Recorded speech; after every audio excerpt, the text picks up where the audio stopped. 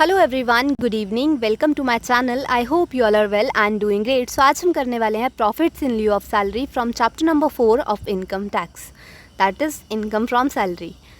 तो स्टार्ट करते हैं। प्रॉफिट्स इन लिeu ऑफ सैलरी आपका सैलरी इनकम का ही एक पार्ट है, ठीक है। सैलरी इनकम में ही वो इंक्लूड होता है और वो पूरी तरह से टैक्सेबल होता है। बट एक्चुअल में प्रॉफिट्स इन लिeu ऑफ सैलरी आपका क्या है?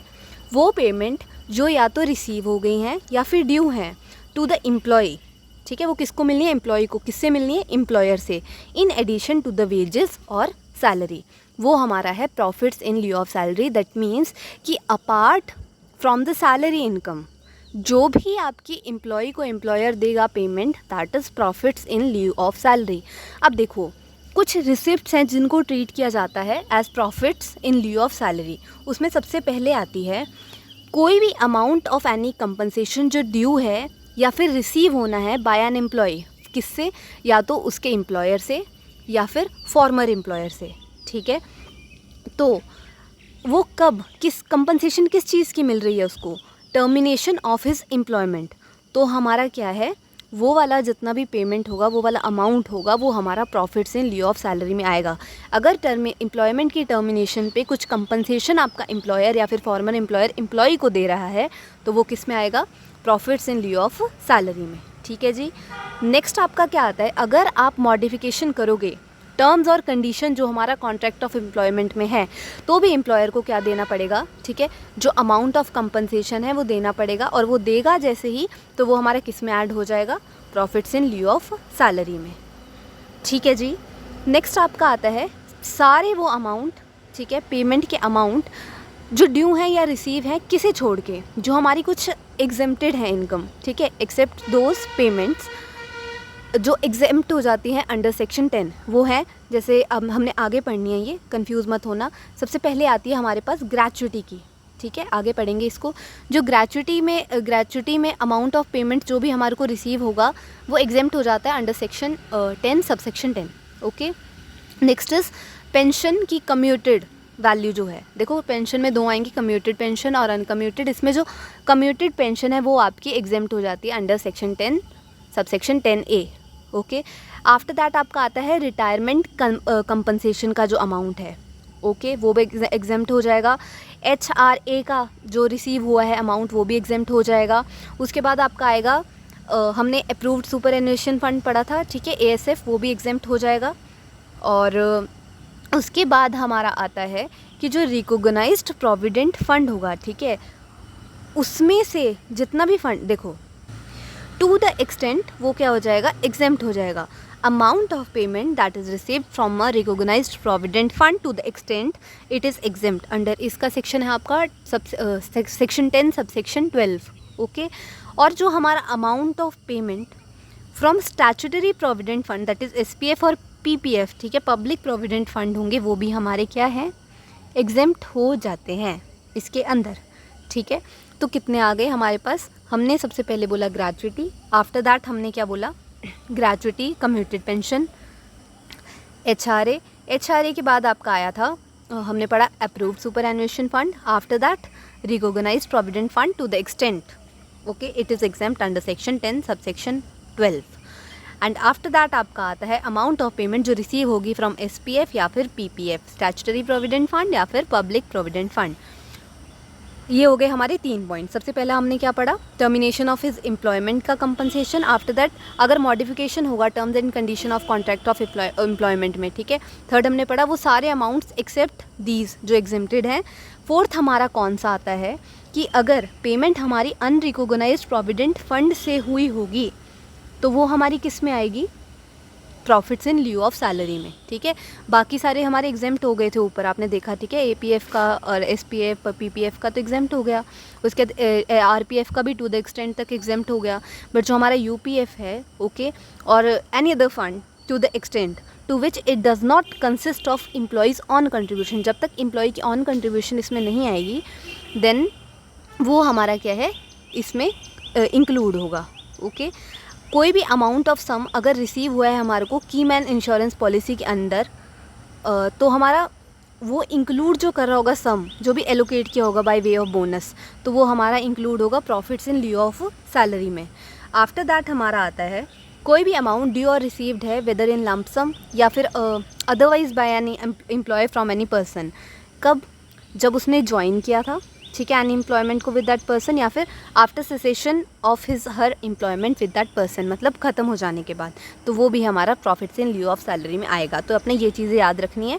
मेन आपका बीकॉम में इतना इस पर फुल फ्लेज क्वेश्चन आता नहीं है, इसलिए मैंने यहाँ पर भी ज़्यादा लिखा नहीं है, बट मैंने आपको बता दिया कि याद क्या क्या रखना है कि टर्मिनेशन ऑफ हिज एम्प्लॉय, जैसे एम्प्लॉय की टर्मिनेशन ऑफ हिज एम्प्लॉयमेंट पे, ठीक है, तो वहाँ पे जो कंपनसेशन देगा एम्प्लॉयर वो, okay, modification of the terms and condition of the contract पे वो, अगर हमारा कीमैन इंश्योरेंस पॉलिसी में कोई सम रिसीव हुआ वो, ठीक है, उसके बाद लमसम और अदरवाइज बाय एनी एम्प्लॉय, कुछ भी हमारे को before his joining any employment या फिर cessation of his employment with that person, तो वो भी हमारा किस में आएगा? प्रॉफिट्स इन लिeu ऑफ सैलरी में। यूपीएफ का उसकी fund to the extent to which it does not consist of employees on contribution, तो वो हमारा कहाँ पे आएगा? प्रॉफिट्स इन लिeu ऑफ सैलरी में आएगा। आफ्टर दैट हमारा क्या था लास्ट, कि जो भी हमारी एक्सेप्शंस हैं, ओके, दैट इज़ जो एग्जेम्प्ट हो जा रहे हैं अंडर सेक्शन 10, वो हमारी इसमें नहीं आएंगी। इसके बाद आती है हमारी पेमेंट्स एग्जेम्प्टेड अंडर सेक्शन 10, ठीक है, जो अभी हमने पढ़ी कि कौन कौन सी एग्जेम्प्ट रहेंगी इसमें से जो इसमें नहीं आएंगी, तो वो ग्रेचुइटी वगैरह सारा हम कल से स्टार्ट करेंगे। आज हम ये दो जो हैं छोटे छोटे मेन कर लेते हैं, ठीक है। तो सबसे पहले इसमें कौन सा आता है? Leave travel concession. ये कब तक एग्जेम्प्टेड है? अप टू रूल्स जो इफेक्टिव हैं फ्रॉम 1 अक्टूबर 1997। पर इसमें क्या होना चाहिए कि employee does not opt to be taxed as per new tax regime under section 115 BAC, okay, और एनी फॉरेन अलाउंस और पर्क्स अंडर सेक्शन 10 सबसेक्शन 7 अगर हमारा गिवन है by government to its employees जिन्हें पोस्ट कर दिया गया है अब्रोड, तो वो हमारे फुली एग्जेम्प्टेड हैं, ठीक है। लीव ट्रैवल कंसेशन कब तक एग्जेम्प्टेड है? अब रूल्स इफेक्टिव फ्रॉम 1 अक्टूबर 1997।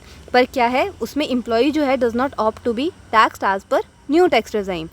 और जो फॉरेन अलाउंस और पर्क्स अंडर सेक्शन 10 सबसेक्शन 7 है, उसमें क्या है कि अगर गवर्नमेंट ने एम्प्लॉयज़ को पोस्ट किया हुआ है, ठीक है, अब्रोड, तो अगर इसलिए दिया जा रहा है तो वो फुली एग्जेम्प्टेड है, ठीक है। इसके बाद आपका है ग्रेचुइटी, देन है आपका पेंशन, फिर है आपका लीव इनकैशमेंट, और इसके बाद ही आपका चैप्टर ख़त्म हो जाएगा, ठीक है।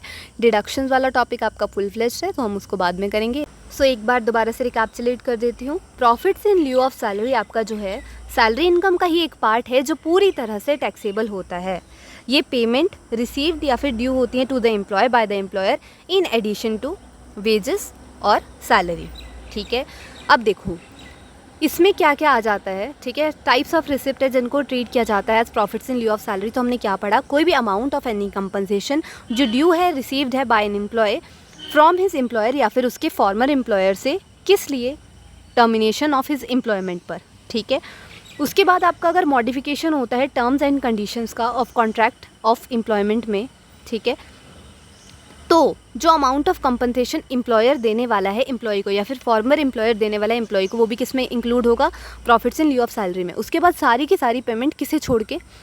जो हमारी एग्जेम्प्ट है अंडर सेक्शन 10, जो कि है हमारी gratuity, commuted pension, retirement compensation, rent allowance, approved superannuation fund, ठीक है, ASF। उसके बाद हमारा आ जाता है recognised provident fund to the extent, और after that statutory provident fund या फिर PPF पब्लिक प्रोविडेंट फंड, ये सारी क्या एग्जेम्प्ट हो जाती हैं, तो ये नहीं आएंगी बीच में, ओके। उसके बाद हमारा कीमैन इंश्योरेंस पॉलिसी से अगर हमारे को कोई सम रिसीव हो रहा है तो वो क्या है? प्रॉफिट्स इन लिeu ऑफ सैलरी में आएगा। अगर हमारे को अनरिकॉग्नाइज्ड प्रोविडेंट फंड से कोई अमाउंट रिसीव हो रहा है टू द एक्सटेंट, तो वो इसमें आएगा। उसके बाद हमारे को अगर अमाउंट रिसीव हो रहा है या फिर ड्यू है, ठीक है, वेदर इन लम्प सम या फिर अदरवाइज, तो हमारा एम्प्लॉयर जो है, ठीक है, वो मतलब किस कंडीशन पे दे रहा है? Before his joining any employment, ठीक है, या फिर after cessation of his her employment with that person, ठीक है जी। अब यहाँ पे जो पेमेंट्स ऑफ फ्रॉम URF है वो उसकी एक्सटेंट तक वो भी इसमें आएगी, ठीक है। उसके बाद अमाउंट ड्यू और रिसीव जो है वेदर इन लम्प सम या फिर otherwise by any employee from any person, ठीक है, तो वो कब कब? या तो उसकी ज्वाइनिंग से पहले, कोई भी एम्प्लॉयमेंट उसने ज्वाइन करनी उससे पहले, या फिर उसके ख़त्म सेसेशन जब हो जाएगी उस एम्प्लॉयमेंट की तब।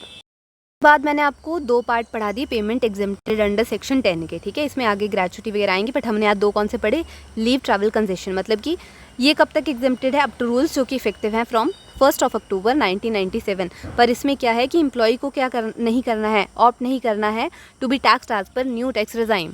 और उसके बाद हमारा एनी फॉरेन अलाउंस और पर्क्स अंडर सेक्शन 10 सबसेक्शन 7। तो इसमें अगर given by government to its employee posted abroad are fully exempted.